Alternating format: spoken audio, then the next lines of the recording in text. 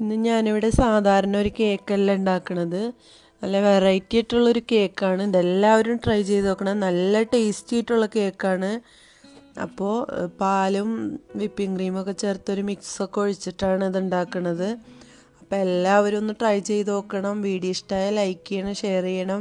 Video ഒന്ന് മുഴുവനായിട്ട് കാണാം. അപ്പോൾ ഓരോ സ്റ്റെപ്പും ഞാൻ ചെയ്യണ പോലെ തന്നെ ചെയ്താൽ ഇതുപോലെ നല്ല പെർഫെക്റ്റ് ആയിട്ടുള്ള നല്ല സോഫ്റ്റ് കേക്ക് നിങ്ങൾക്ക് ഉണ്ടാക്കിയെടുക്കാൻ പറ്റും. ഞാനിത് യൂട്യൂബിൽ കണ്ടിട്ട് എനിക്ക് ഭയങ്കര ഇഷ്ടമായപ്പോൾ ഞാനിത് ചെയ്ത് നോക്കിയതാണ്. ഫസ്റ്റ് ടൈമാണ് ചെയ്തത്. നല്ല പെർഫെക്റ്റ് ആയിട്ട് തന്നെ കിട്ടി. അതുകൊണ്ടാണ് ഞാൻ ഇത്ര ഉറപ്പ് പറയണത്. അപ്പോൾ നിങ്ങളെല്ലാവരും ഒന്ന് ട്രൈ ചെയ്യണം. ചാനൽ ആദ്യമായിട്ട് കാണുകയാണെങ്കിൽ സബ്സ്ക്രൈബ് ചെയ്യുക. അടുത്ത് കാണുന്ന ബെല്ലൈക്കൺ കൂടെ പ്രസ് ചെയ്യുമ്പോൾ ഞാൻ പുതിയ വീഡിയോസൊക്കെ ഇടുമ്പോൾ നോട്ടിഫിക്കേഷൻസൊക്കെ അപ്പം തന്നെ ലഭിക്കും. ആദ്യം നമുക്ക് കേക്ക് ഉണ്ടാക്കണം. അതിന് വേണ്ടിയിട്ട് പഞ്ചസാരയും 5 മുട്ടയും നമുക്ക് മിക്സിയിൽ നന്നായിട്ട് പതപ്പിച്ചെടുക്കണം. ബീറ്റർ കൊണ്ട് ചെയ്യണമെങ്കിൽ അങ്ങനെ ചെയ്യാം. ഞാൻ ബീറ്ററൊന്നും ഇല്ലാത്തവർക്കും ചെയ്യാൻ വേണ്ടിയിട്ടാണ് മിക്സിയിൽ അടിക്കുന്നത്. അപ്പോൾ 5 മുട്ട റൂം ടെമ്പറേച്ചറിലുള്ളതാണ്. ഫ്രിഡ്ജിലൊന്നും വെക്കാതെ നമ്മൾ സാധാ പുറത്ത് വെക്കണ മുട്ടയാണിത്. 5 എണ്ണം. അതിലേക്ക് 1 കപ്പ് പഞ്ചസാരയും 1.5 ടീസ്പൂൺ വാനില എസൻസും ചേർത്തിട്ട് നന്നായിട്ട് അടിച്ചെടുക്കണം. നന്നായിട്ട് പതയണ വരെ അടിക്കുക. ആദ്യം നമുക്ക് ഏത് ടിന്നിലാണ് കേക്ക് ഉണ്ടാക്കണമെന്ന് വെച്ചാൽ അതിൽ കുറച്ച് ഓയിൽ തടവ. അതിന് മുകളിലേക്ക് ഒരു ബട്ടർ പേപ്പർ ഞാൻ വെച്ചിട്ടുണ്ട്. ഇതില്ലാന്നുണ്ടെങ്കിൽ നിങ്ങൾ വെക്കണ്ട, ഓയിൽ തടവിയാൽ മതി. എന്നിട്ട് ഇതവിടെ മാറ്റി വെക്കുക. അതിന് ശേഷം നമുക്ക് മുട്ടയും പഞ്ചസാരയും ഒക്കെ കൂടെ മിക്സിയിലിട്ട് നന്നായിട്ട് അടിച്ചെടുക്കണം.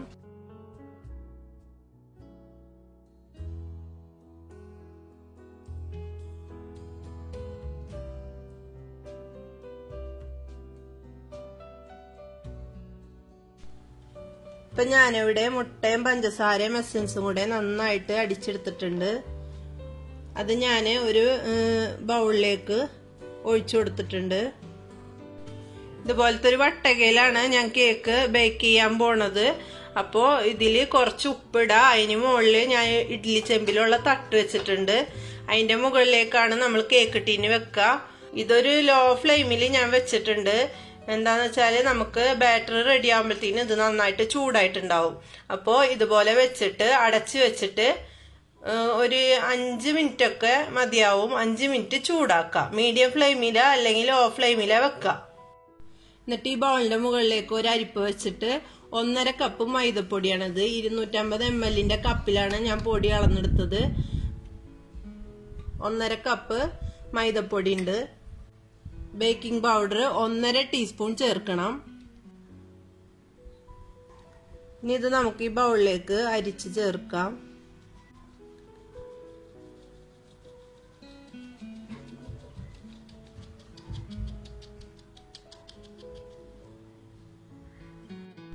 ഇനി ഇത് നന്നായിട്ട് മിക്സ് ചെയ്തെടുക്കുക. ഓവറായിട്ട് മിക്സ് ചെയ്യരുത്. നമുക്ക് ഇതുപോലെ ഒന്ന് ഇളക്കി യോജിപ്പിച്ചാൽ മതി. ബീറ്ററിന്റെ ഒന്നും ആവശ്യമില്ല. നമുക്കൊരു സ്പൂണോ ഫോർക്കോ ചട്ടകോ എന്തുകൊണ്ടായാലും നമുക്കൊന്ന് ഇത് മിക്സ് ചെയ്തെടുത്താൽ മതി. നന്നായിട്ട് മിക്സ് ആവണമെന്നുള്ളൂ. ഇതൊരു വെറൈറ്റി ആയിട്ടുള്ള കേക്കാണ്. എല്ലാവരും ട്രൈ ചെയ്ത് നോക്കാം. നല്ല സോഫ്റ്റ് ആയിട്ടുള്ള കേക്കാണ്.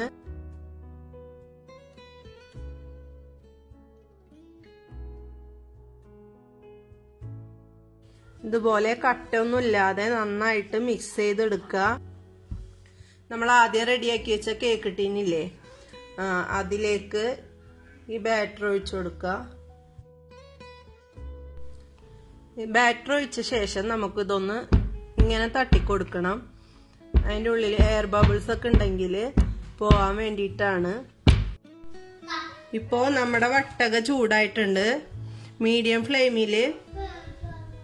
മീഡിയം അല്ലെങ്കിൽ ലോ ഫ്ലെയിമിൽ നമുക്ക് വെക്കാം. ഇപ്പൊ നന്നായിട്ട് ചൂടായിട്ടുണ്ട്.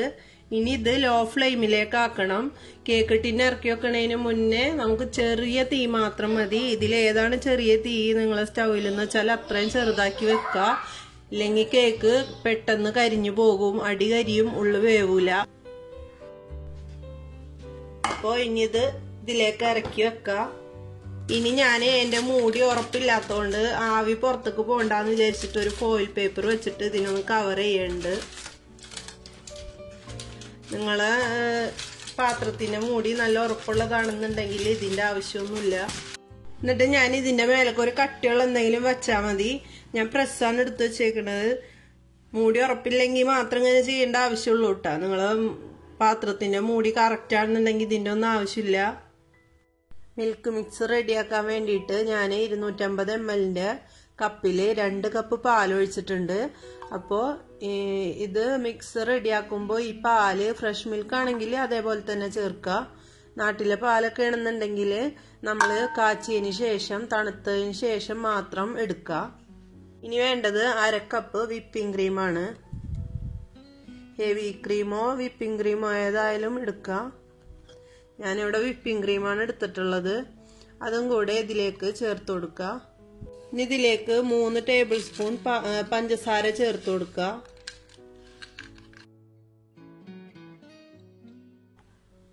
ഇതൊന്ന് നന്നായിട്ട് മിക്സ് ചെയ്ത് കൊടുക്കുക.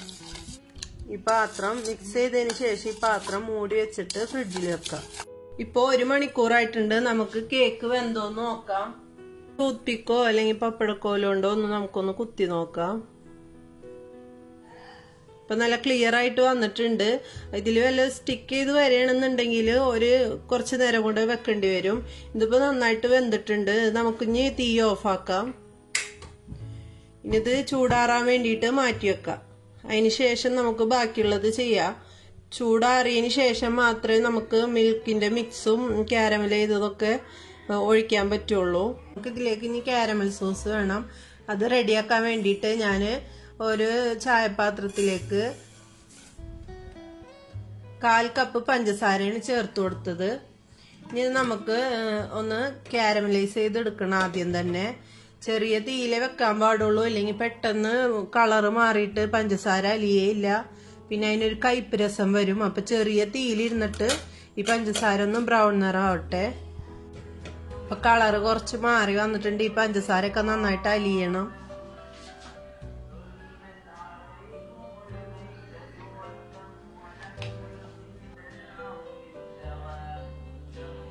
ഇപ്പോ പഞ്ചസാരയൊക്കെ നന്നായിട്ട് അലിഞ്ഞിട്ടുണ്ട്. ഇനി ഇതിലേക്ക് നമുക്ക് 1/4 ടീസ്പൂൺ ബട്ടർ ചേർക്കണം. അപ്പോൾ ആദ്യം നമുക്ക് തീ ഓഫ് ആക്കാം. എന്നിട്ട് വേണം ബട്ടർ ചേർക്കാനായിട്ട്. ബട്ടർ ചേർത്തിട്ട് നന്നായിട്ട് ഇളക്കിക്കൊണ്ടിരിക്കുക. ബട്ടർ മെൽറ്റ് ആവണ വരെ ഇളക്കിക്കൊണ്ടിരിക്കുക.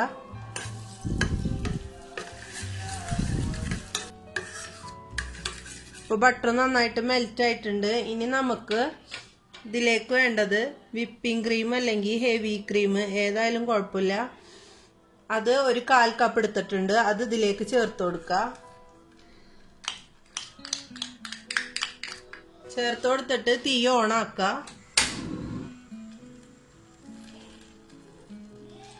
എന്നിട്ട് ചെറിയ തീയിൽ വേണം വെക്കാന്.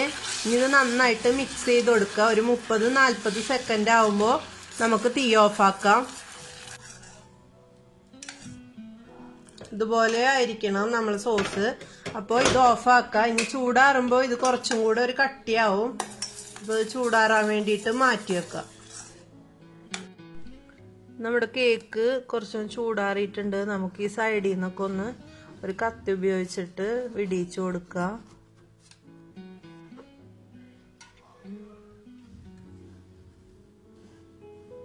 നല്ല പെർഫെക്റ്റ് ആയിട്ട് കിട്ടിയിട്ടുണ്ട്. ഇനി ബട്ടർ പേപ്പർ അങ്ങോട്ട് മാറ്റി വെക്കുക.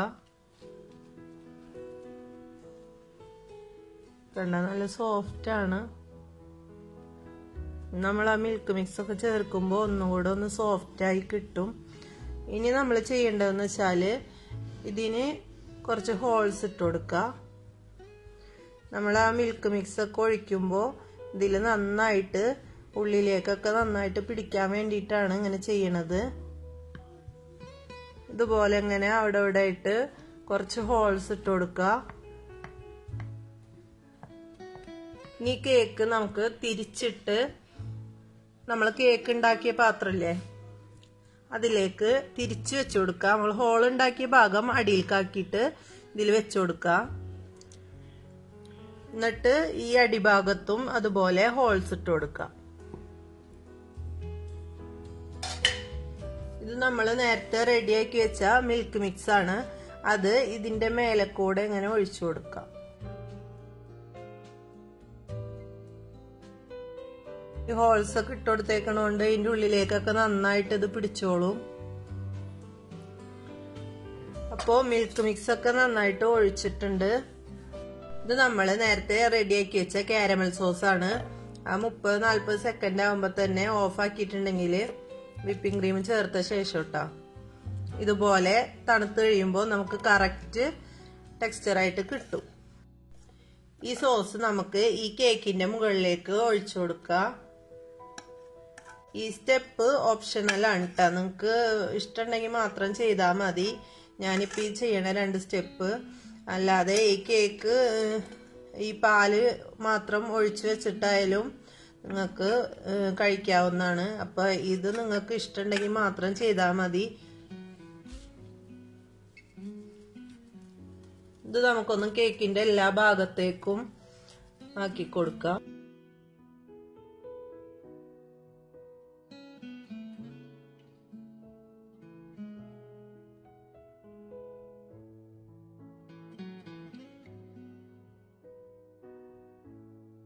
എല്ലായിടത്തേക്കും ആക്കിയിട്ടുണ്ട്. ഇനി ഞാൻ ചെയ്യാൻ പോണത് ഇത് വിപ്പിംഗ് ക്രീമാണ്.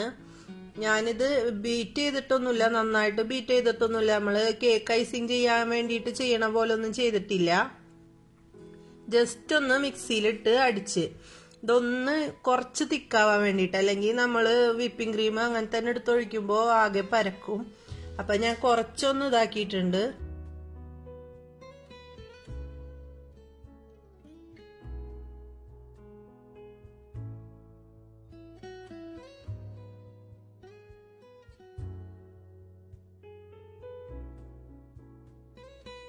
ഈ ടൂത്ത് പിക്ക് വെച്ചിട്ട്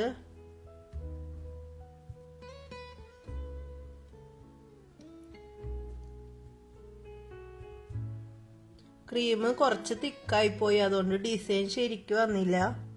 കുറച്ച് ലൂസായിരുന്നെങ്കിൽ നല്ല ഇതില് ഡിസൈൻ വന്നേനെ. ഞാൻ ക്രീം അടിച്ചപ്പോ കുറച്ച് തിക്കായി പോയി. ഇനി നമുക്കിത് ഒരു 5-6 മണിക്കൂർ ഫ്രിഡ്ജിൽ വെച്ചിട്ട് തണുപ്പിക്കണം. അപ്പോഴാണ് നല്ല ടേസ്റ്റ് ഉണ്ടാവുക. ഈ പാലൊക്കെ ഇതിൽ നന്നായിട്ട് പിടിക്കും. പിന്നെ ഈ കാരമൽ സോസൊക്കെ ഒന്ന് ലൈറ്റ് കളറാവും.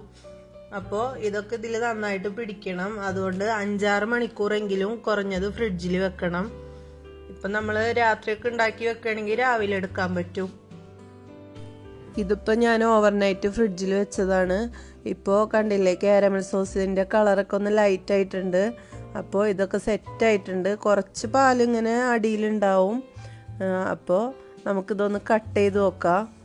കണ്ട തൊടുമ്പോൾ തന്നെ അറിയാം, നല്ല സോഫ്റ്റാണ്, പഞ്ഞി പോലെ ഇരിക്കുന്ന കേക്കാണ്. നമ്മൾ ആ ഒഴിച്ച പാലിൻ്റെ മിക്സൊക്കെ ഇതിൽ നന്നായിട്ട് പിടിച്ചിട്ടുണ്ട്.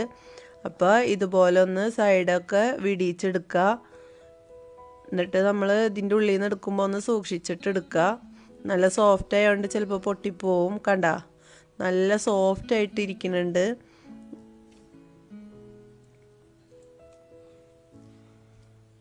എല്ലാവരും ട്രൈ ചെയ്ത് നോക്കണം. നല്ല സോഫ്റ്റ് ആണെന്ന് വെച്ചാൽ നല്ല സോഫ്റ്റാണ്. നമ്മൾ പാലൊക്കെ ഇതിൽ നന്നായിട്ട് പിടിച്ചിട്ടുണ്ട്. കഴിക്കാനും നല്ല ടേസ്റ്റ് ഉണ്ട്. നമുക്കിത് കാണുമ്പോൾ തന്നെ മനസ്സിലാവും. അപ്പോൾ വീഡിയോ ഇഷ്ടമായാൽ ഫ്രണ്ട്സിനും ഫാമിലിക്കും ഒക്കെ ഷെയർ ചെയ്ത് കൊടുക്കുക. ട്രൈ ചെയ്തിട്ട് കമൻസ് അറിയിക്കുക.